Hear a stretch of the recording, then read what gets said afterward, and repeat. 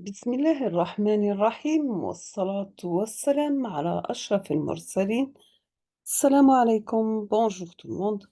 Aujourd'hui, on va voir ensemble le deuxième chapitre, toujours في المودule les éléments des systèmes robotisés pour l'essence 3 biomédicale.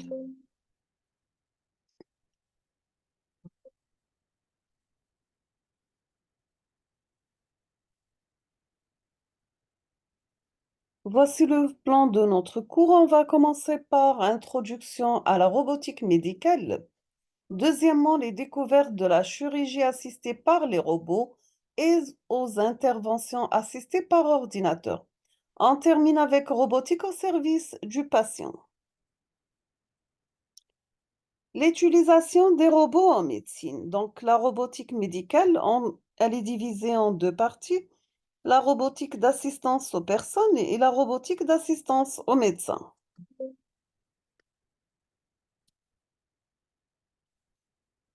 Donc, la robotique d'assistance aux personnes, elle vise à améliorer le quotidien du patient, soit via une assistance directe, par exemple la réalisation de certains gestes pour les personnes handicapées et les personnes âgées, ou bien dans le cadre d'un traitement tel que la rééducation orthopédique.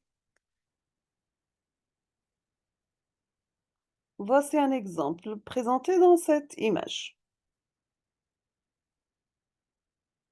La robotique d'assistance au médecin, elle vise quant à elle à assister le médecin pour la réalisation de l'acte médical en lui offrant la possibilité de réaliser des gestes fins et précis. Pour réaliser des interventions peu invasives qui minimisent ainsi le traumatisme, l'introduction de la robotique dans la pratique médicale elle permet d'ouvrir le champ à des techniques, innovantes telles que la chirurgie invasive et la chirurgie à distance et la chirurgie médicale. Voici des images d'un manipulateur maître du robot Zeus, un manipulateur esclave du robot Zeus. Donc, l'utilisation des robots en médecine, la comparaison entre homme et machine. Pour la machine, on trouve plus de précision géométrique, plus de précision dans le contrôle des efforts, plus capacité à travailler en environnement, en style, plus de répétabilité, plus de pas de fatigue et inconvénients. Pas de fatigue, pardon, les inconvénients, peu de capacité à décider, apprendre et s'adapter, des modèles incomplets et fiabilité limitée. Par contre, à l'homme, donc, les avantages, vous avez des capteurs naturels performants, la dextérité, la coordination, la capacité de raisonnement et de pensée, l'adaptation des compétences. L'inconvénient, donc, c'est sujet à la fatigue, les tremblements, l'imprécision, l'incapacité de voir à travers des tissus, la sensibilité aux radiations. Donc, quel est l'intérêt de la collaboration en machine? Bien sûr, pour meilleure précision, sécurité accrue, traumatisme diminué, diminution du nombre d'interventions et le temps d'hospitalisation réduit. Quelles sont les particularités de l'application de la robotique au médical? C'est un système complet, donc structure mécanique, interface homme-machine, des composants électroniques, un contrôleur logiciel qui doit être sécurisé à tous les niveaux, mais les problématiques sont l'interaction intime avec un environnement humain, comportement imprévisible patient-chirurgien, des collisions, espace de travail limité. Quelle est la différence entre robot industriel et robotique médicale? Vous avez la difficulté de l'automatisation. Le facteur humain condition change en fonction du patient et du personnel médical.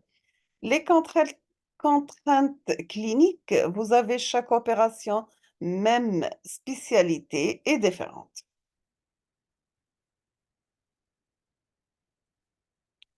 Le facteur humain, vous avez le patient, personnel médical, chirurgien, anesthésiste et infirmier, planification nécessaire, phase préopératoire, la phase perception et la phase décision. Les conditions changeantes, position de la table d'opération, les caractéristiques des organes, les caractéristiques des tissus et l'accessibilité des organes, et sans possibilité de phase de test. Quelles sont les contraintes cliniques? Vous avez premièrement l'utilisation pour des actes médicaux spécifiques, la neurochirurgie, l'arthroplastie, un champ stérile autoclave, les draps stériles, espace de travail encombré par des appareils médicaux pour la radiologie, l'anesthésie, la chirurgie, etc. Les contraintes de positionnement peut être différent entre deux opérations de même nature et prendre en compte les obstacles, repositionner du robot transportable, enlever en cas de complications.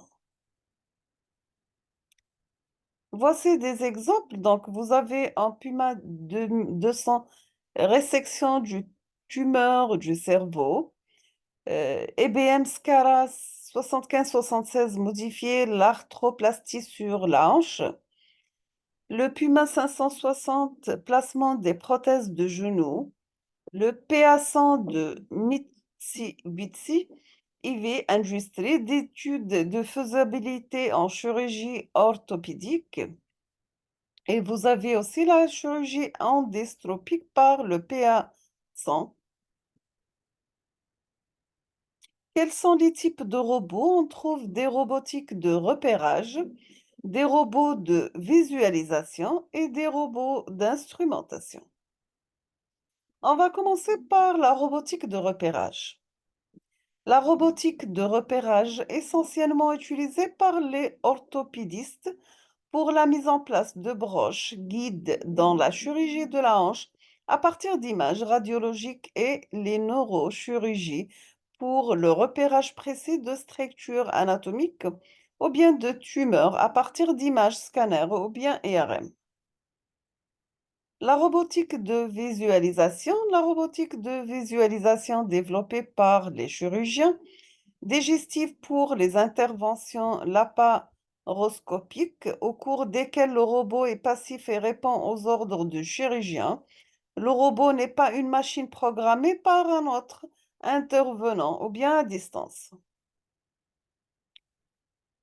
On va parler maintenant de la robotique d'instrumentation. La robotique d'instrumentation qui concerne la télémanipulation, réalisation d'une intervention chirurgicale à distance, d'une part, les robots opérateurs, robots actifs utilisés par les orthopédistes et qui savent conduire et effectuer seuls et sans aide un geste selon une planification établie d'après les données préopératoire et d'autre part. Quels sont les types de systèmes robotisés? Vous avez les systèmes actifs, les systèmes semi-actifs et les systèmes passifs. On va commencer par les systèmes actifs. Le robot exécute la tâche planifiée de façon autonome. Ces systèmes réalisent de manière automatique une partie de la stratégie opératoire. Le chirurgien intervient dans ce cas en tant qu'acteur de la planification préopératoire et superviseur. Les robots actifs seraient utilisés surtout en chirurgie orthopédique, ainsi par exemple après avoir effectué une reconstruction 3 dimensions de la zone à traiter à partir d'une imagerie préopératoire par scanner. Ces robots sont capables de réaliser seuls et de manière automatique une coupe osseuse sur un patient selon un schéma préopératoire déterminé par le chirurgien.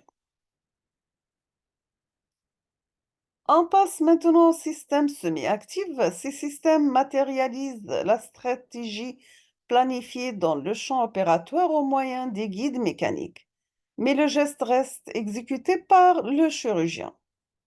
Les robots semi-actifs sont utilisés notamment en neurochirurgie et en orthopédie. En neurochirurgie, par exemple, le chirurgien programme le robot à partir d'images préopératoires pour aider à assurer le guidage des instruments. D'autres, les robots permettent d'assister le chirurgien pour réaliser notamment des biopsies ou certaines interventions crâniennes sur les nourrissons. En chirurgie orthopédique, il existe un modèle de robot qui limite les mouvements du chirurgien grâce à un capteur d'effort à son extrémité permettant d'éviter les zones à risque en fonction des pressions déterminées. On passe maintenant au système passif. Selon l'ANAS, ces systèmes fournissent au chirurgien des données qui lui permettent de comparer la tâche courante à la tâche planifiée à réaliser. Le chirurgien reste complètement en charge de l'exécution de cette tâche et de la correction d'une éventuelle différence entre stratégie réelle et stratégie planifiée. Les robots passifs comprennent les robots porte-endoscopes et les robots télémanipulateurs d'aide à la colioscopie.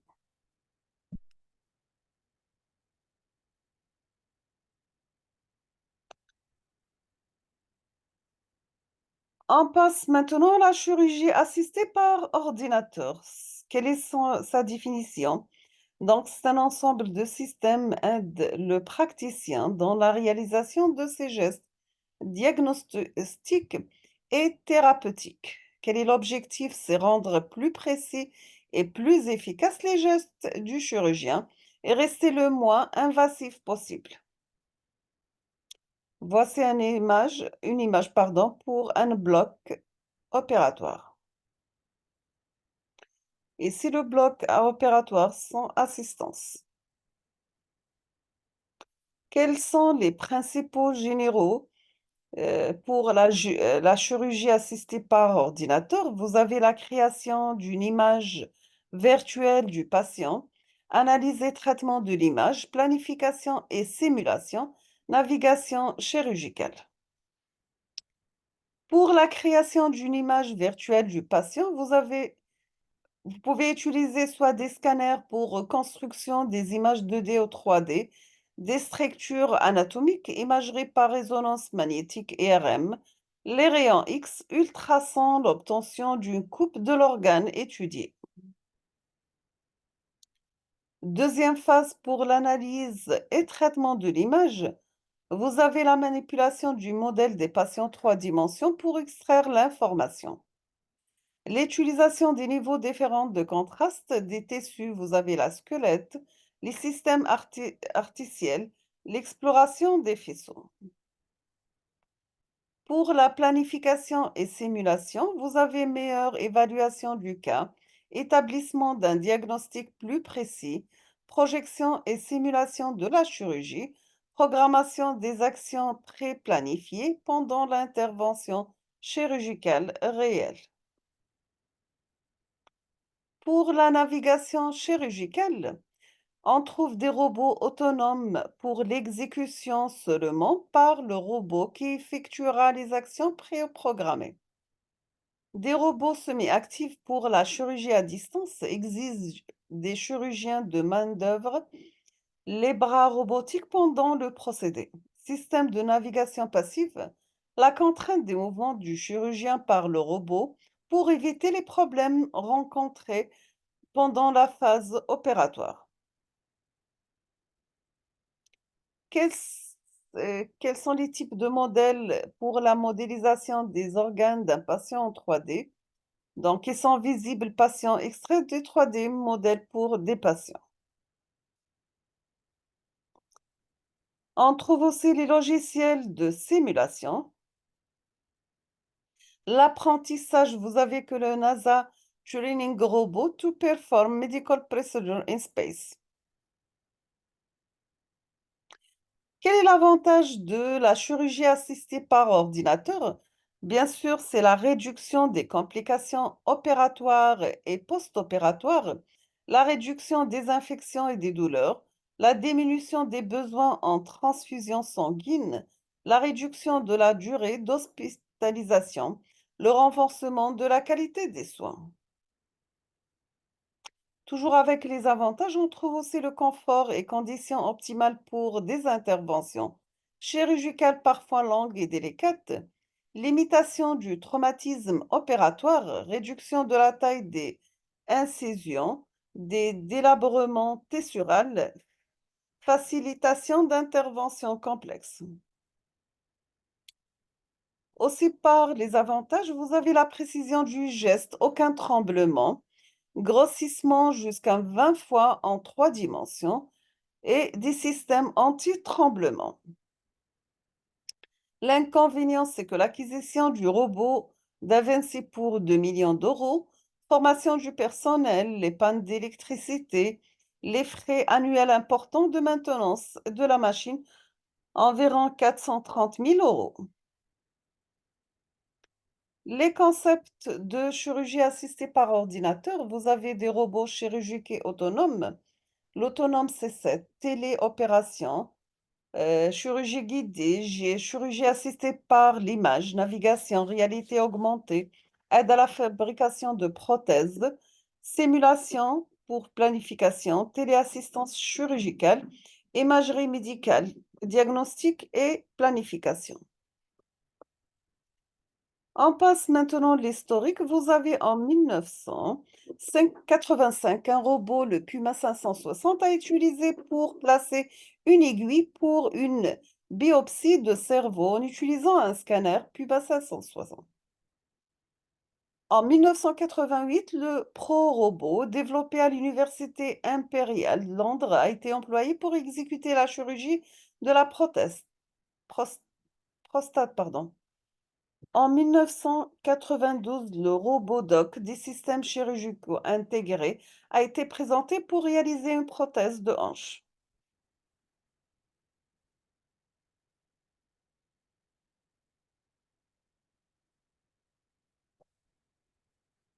En 1997, une reconnexion de l'opération des trompes éthériennes a été effectuée avec succès à Cleveland en utilisant ZEU.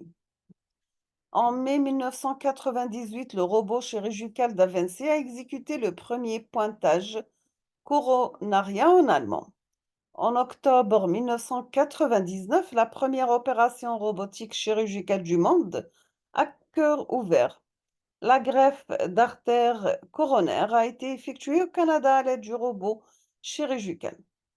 La première chirurgie robotique non pilotée a eu lieu en mai 2006 en Italie pour une intervention cardiaque. On passe maintenant à la présentation du robot chirurgical. Un robot chirurgical peut être défini comme un dispositif électrique doté de capteurs de sensation qui peut être programmé ou contrôlé à distance par un chirurgien, en sorte de positionner et manipuler des instruments pour accomplir les tâches chirurgicales. Quel est leur avantage? C'est renforcer la sécurité, l'efficacité et la précision du geste chirurgical, faciliter l'exécution du geste à travers une approche mini-invasive. Les bénéfices de la chirurgie robotique sont d'effectuer sans effort des mouvements précis et répétitifs afin de bouger, placer et tenir des instruments et la réactivité immédiate aux commandes. Les robots sont conçus pour assister plutôt que pour remplacer le chirurgien qui garde le contrôle en permanence. Donc, la robotique supporte les tâches logistiques et matérielles, préparation et livraison des repas, distribution nominative,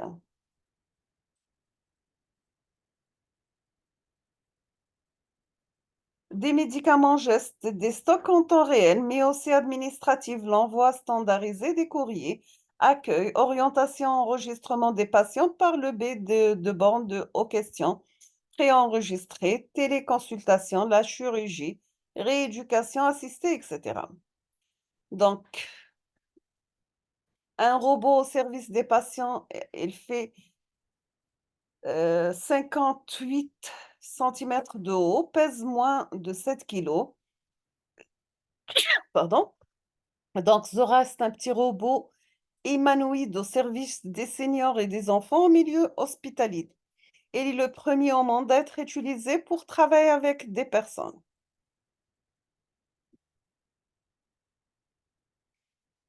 Le robot comme outil de téléprésence depuis 2013.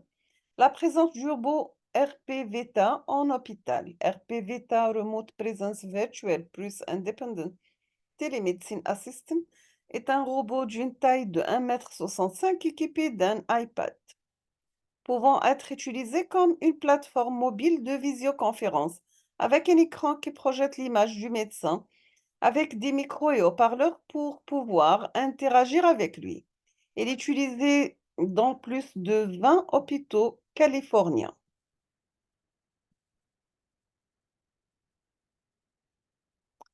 Le robot devient thérapeutique pour les malades d'Alzheimer, pardon. Développé dès 1993, le phoque Paro a été tout d'abord commercialisé au Japon en 2005, puis aux États-Unis en 2009. Il a obtenu la certification FDA en tant que robot thérapeutique.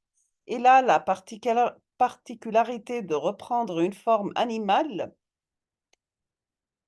telle que la solution un robot socio-pédagogique utilisé en atelier d'animation et en thérapie non médicamenteuse pour les patients.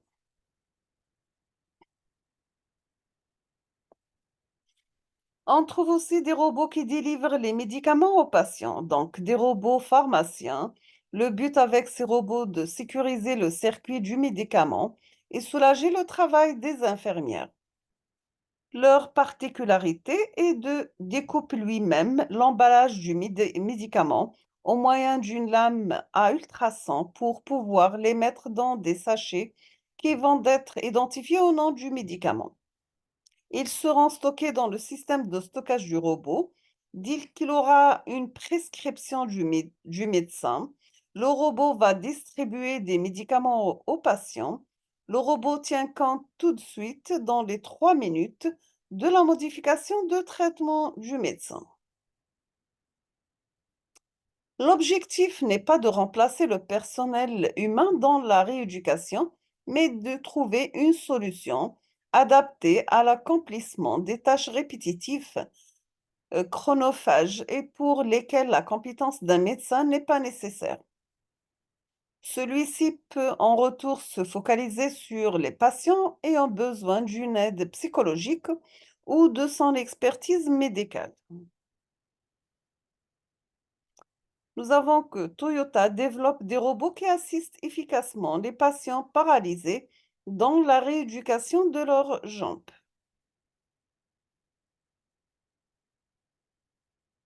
Donc, nous sommes arrivés à la fin de cette vidéo. Je vous remercie pour votre attention. N'hésitez pas si vous avez des questions.